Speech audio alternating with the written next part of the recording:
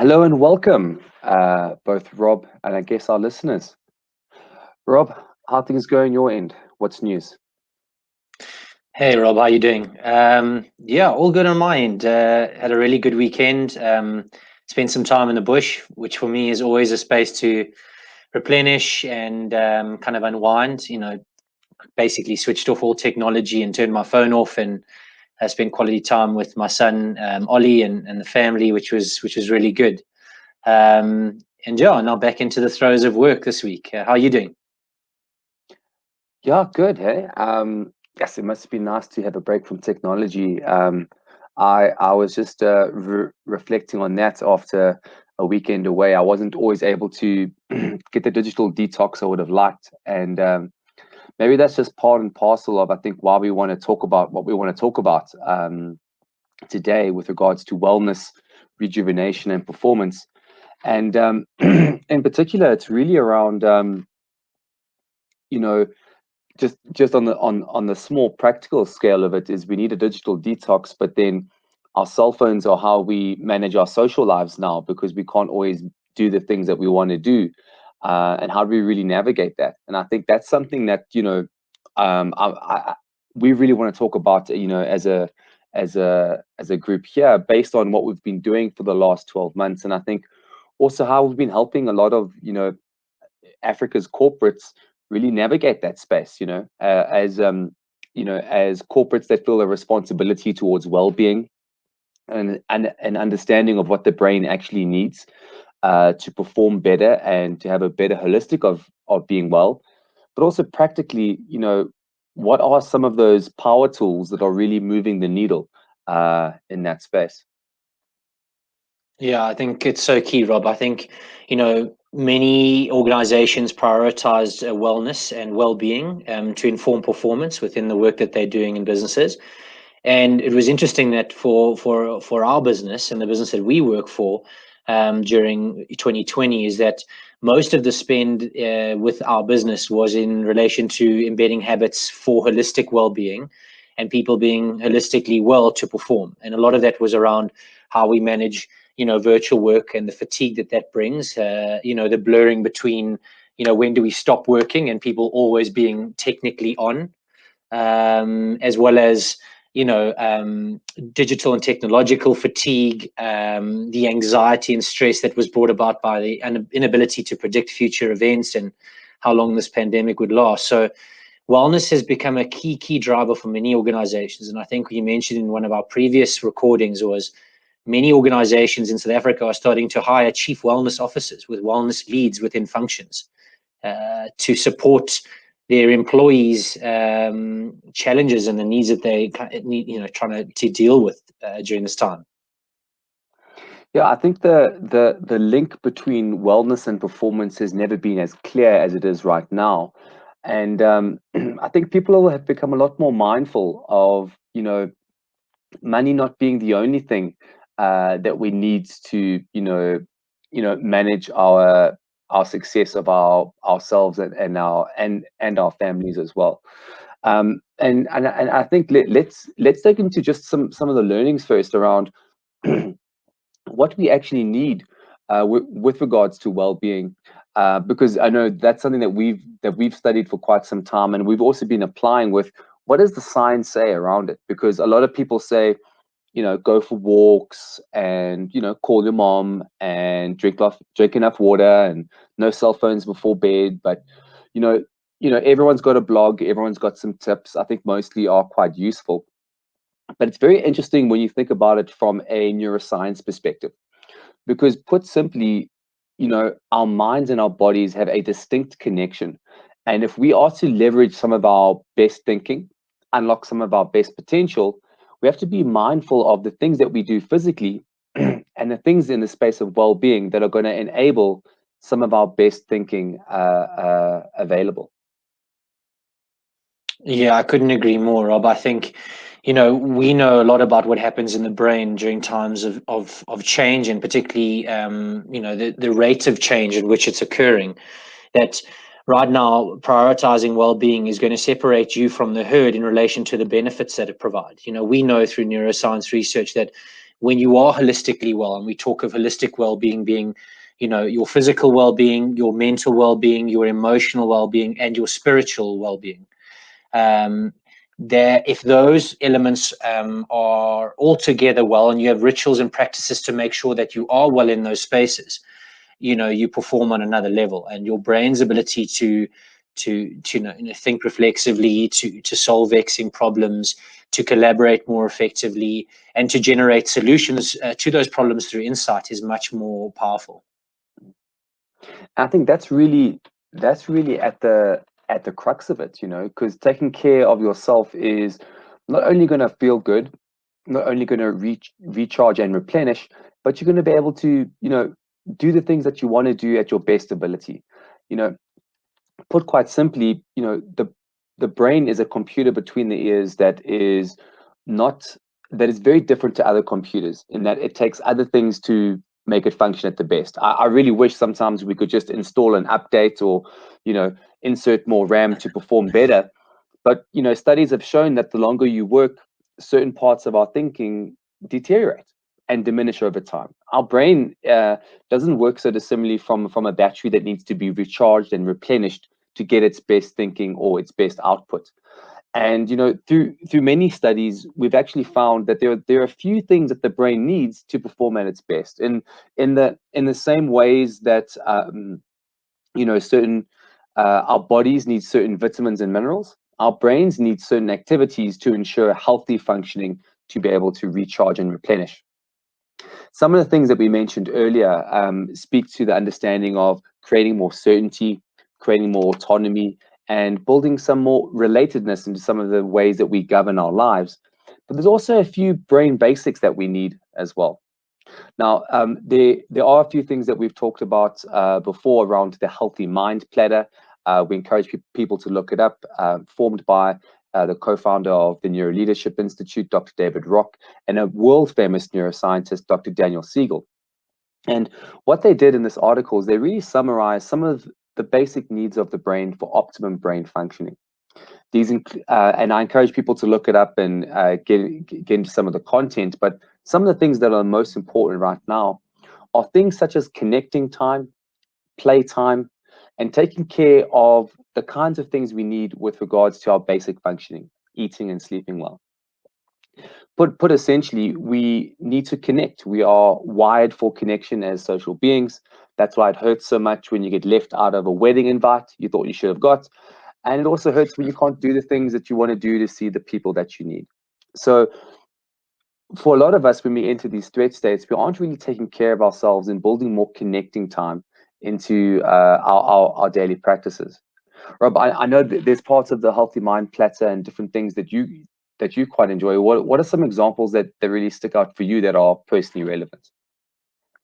Yeah, I think, Rob, for me, those who know me, I've always prioritized exercise for what it does for me personally and my ability to be more attentive, more focused, and deliver and execute on the things I want to on a daily basis. So, for me, I always prioritize at a minimum 60 minutes of exercise, typically first thing in the morning, merely because I have this huge dump of dopamine, neuroephedrine, and all those feel good, brain hormones, and I kind of what I call is create an upward spiral, so that having finished that exercise, it's always hard to actually commence it, but once you start it and you get through it, you start feeling better and better and better until when you finished it, you're actually empowered and set up for success within your day. And it's amazing what endorphins do. Endorphins give you this feel good. It's like a high in relation to everything. You're able to flip things on its head and positively frame a lot. So exercise for me is big. I think also within the day is I purposefully prioritize some downtime, where on the hour, almost every hour, I try and prioritize between 5 and 10 minutes to take a walk, do some deep breathing, make a cup of tea, or drink a glass of water, which enables me to take a step back from being intently focused on a task or objective I'm trying to achieve, and then come back to it with some fresh thinking or a new perspective. Often we try and get something done for wanting to tick a box, but we maybe not delivering or executing our best work. So I think downtime within Healthy Mind Platter and neuroscience principles is key for me. because I've got a scatterbrain at the best of times. But exercise for me is something I prioritize as at a bare minimum, between 6 and 7 days a Mm. week. What about you, Rob? What are you prioritizing? Yeah, I just want to comment on those points, Rob. So on exercise, and studies show we need about 30 minutes of aerobic exercise in a day. It doesn't have to be superhuman like you, where you sort of ride 60 Ks before 6 a.m. in the morning. But it can also be just going for a walk. And what's so important is that with the high stress situations that we find ourselves in, we have built up levels of cortisol, which is that stress hormone that actually helps us prepare our bodies to fight off a threat. That's essentially what cortisol does.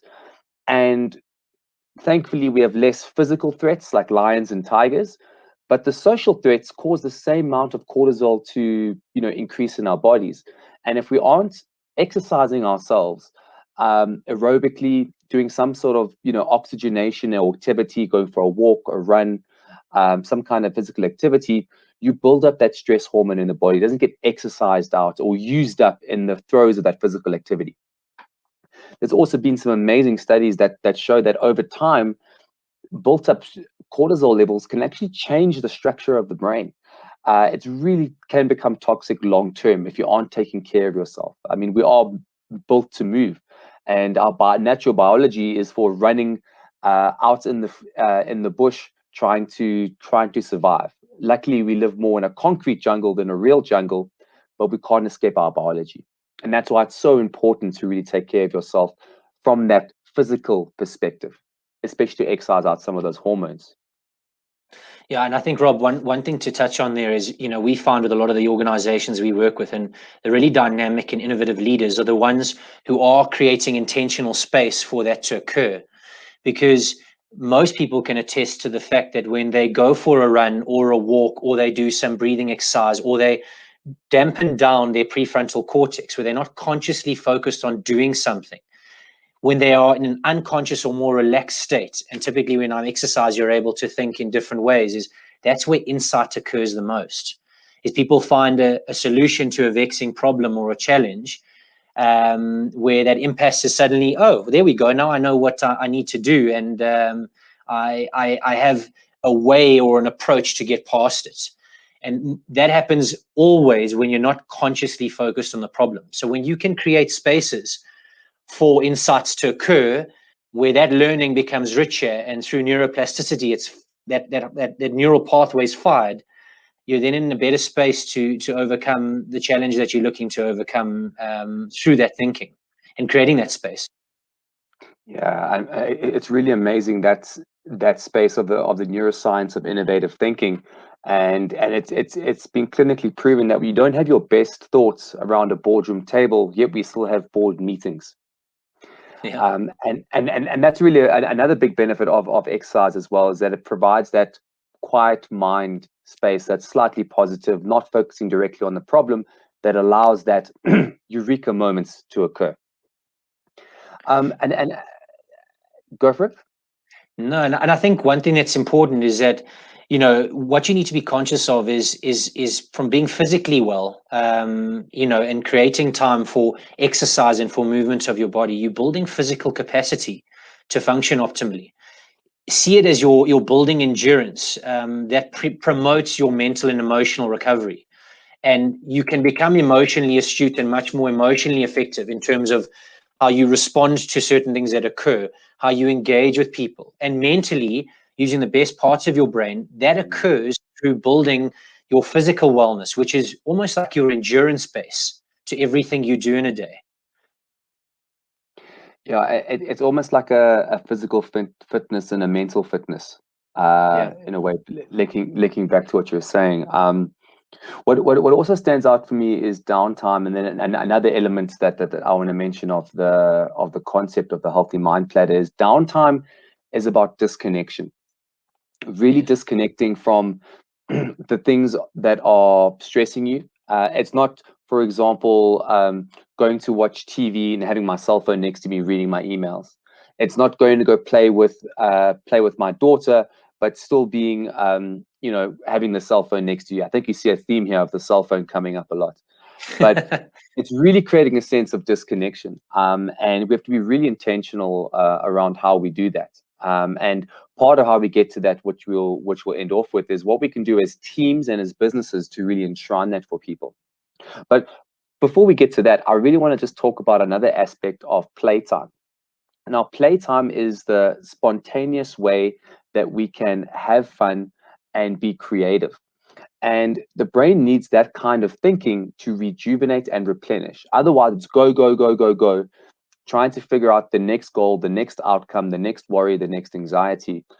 And when you think about the space of play, of spontaneous, feeling safe and being creative, it's almost the complete opposite of stress, because nothing can go wrong, everything's fun. And how often do we see that in people? And we can almost comment a bit of a link of that playing out in LinkedIn at the moment. That's becoming more and more like Facebook. I see a lot more memes in the last year on LinkedIn than I have. But it's also something that I embrace, because you know we don't have enough fun, I think, especially in the corporate world, and bring that. It's almost like we leave fun at the door. But now, with working virtually for a lot of us, we have unprecedented access to our homes. So now that maybe that other person I was at home, that human, I can't leave that person at the door. I have to leave it between the bedroom and the kitchen table where I work.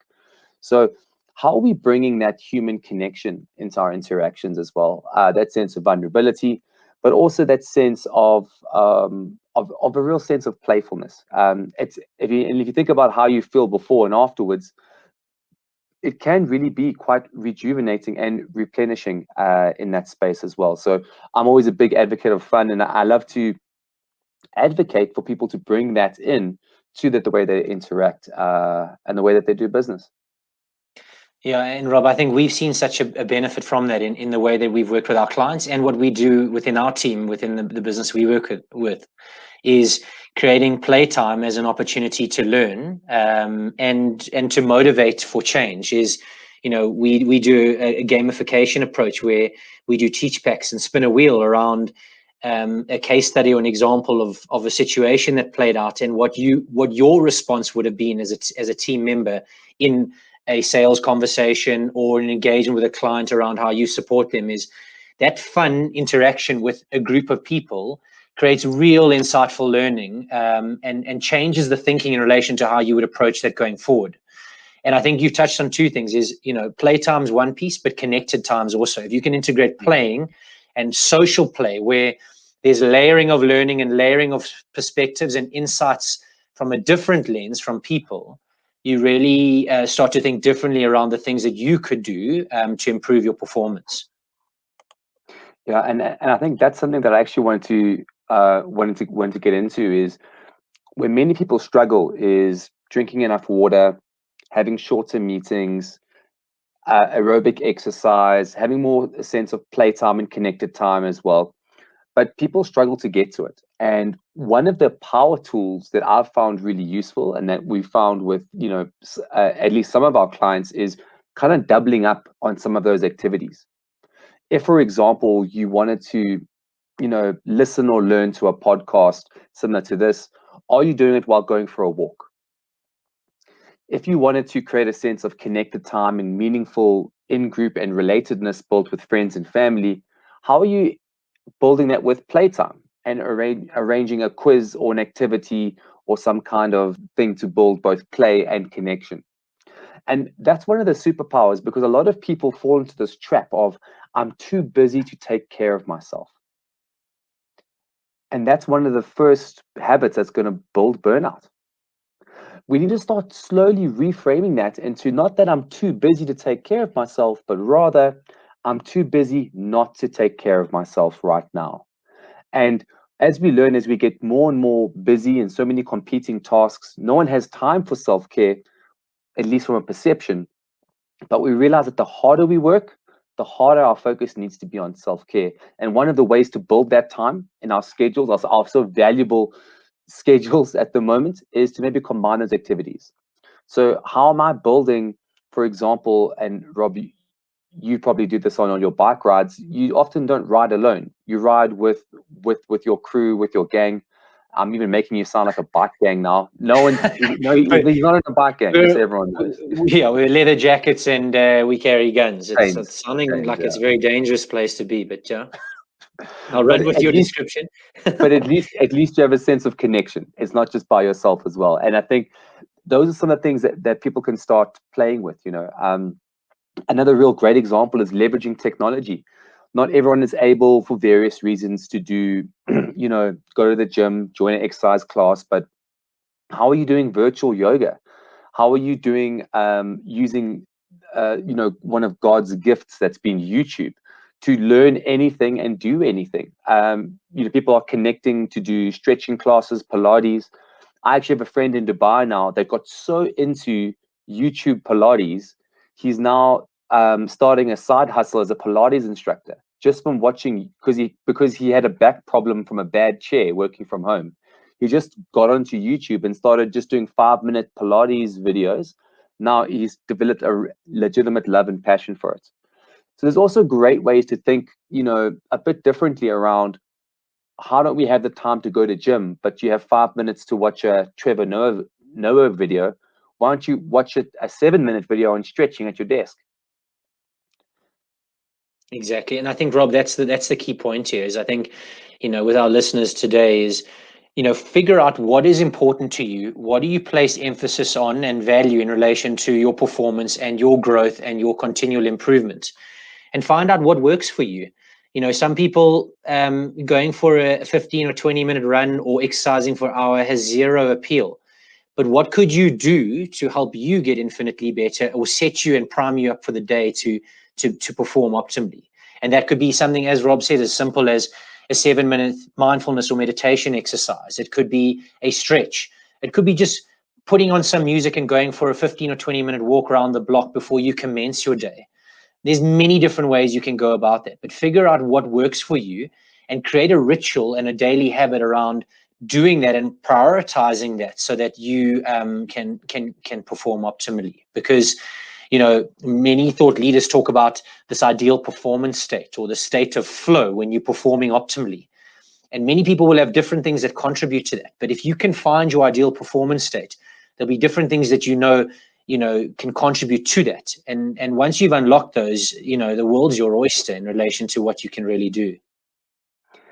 And I think the biggest thing about that is also experiment. Figure out things Yeah. that are going to work for you. Too often we talk about it in the neuroscience space. This dopamine spiral, this upward spiral of trajectory, right? And too often we set these goals. I don't go to gym, so I'm going to go to gym now, and I want to go 4 times a week. If you're not going to gym before and you want to go 4 times a week, you're not going to build that upward spiral of small wins that incrementally build. You're probably going to try it for 1 week. The second week, life happens. You're not going to be able to do it. And then you're going to fall flat.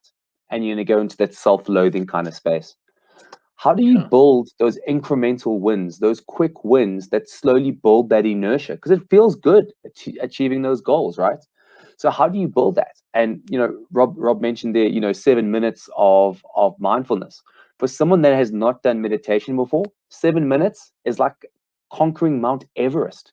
Start with 30 seconds. Start with a minute. I personally have been on a mindfulness journey. I've used different apps. Some work, some don't for me. But I found my personal best is every time I boil the kettle, I consciously breathe for as long as it takes to boil the kettle. And I practice breathing out for longer than I'm breathing in. And that has a very marked effect on my sense of well-being, my access to my best thinking, and how I'm able to perform at my job.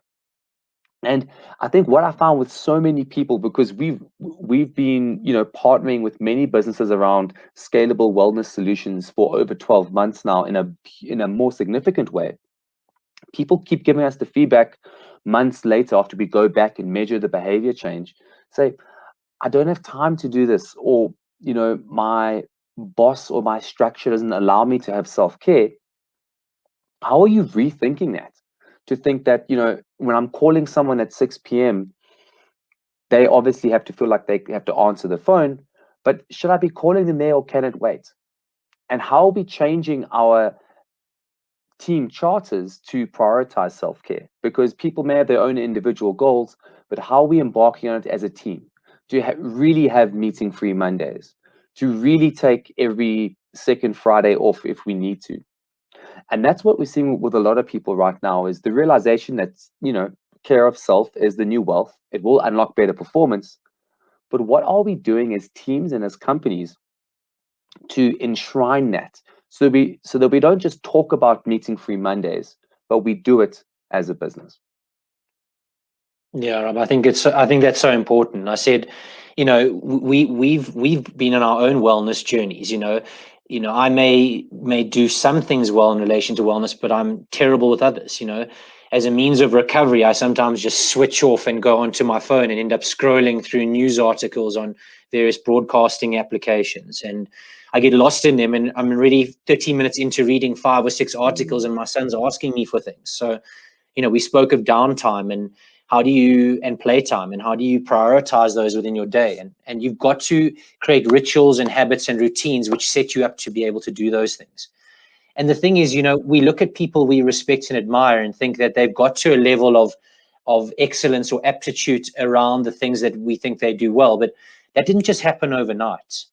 That's through relentless focus, prioritization, and processes built into their day to get them to that level. No one became overnight successes. We all wish we could, but if in wellness you can prioritize the things that are important to you, and you stick to those rituals and routines, and they become key to the way you structure your day, you're going to be in a very good space to be holistically well and to perform optimally then. So it's very clear that the care of self is the new wealth. But how are we doing it practically? How are we doing it essentially? And how are we doubling up by using different power tools that work for us? Something to consider until our next episode, at least. And just as a reminder for those dialed in, you can find us on any platform that has good podcasts, including Spotify and Apple iTunes. And we look forward to the next episode. Ciao, everyone.